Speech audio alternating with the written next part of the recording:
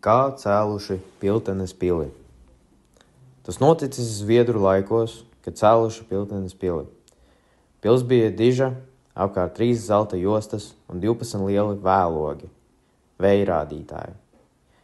Pili cēla daudz zemnieki no dažādām muižām, arī no pašas Piltenes.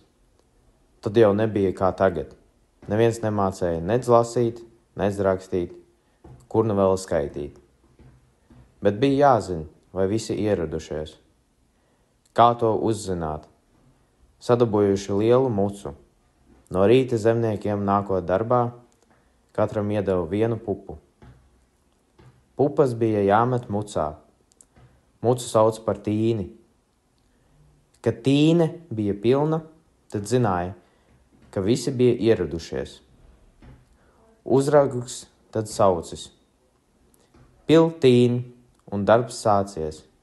No piltīni, kas nozīmē pilna tīne, tā radies Piltenes nosaukums.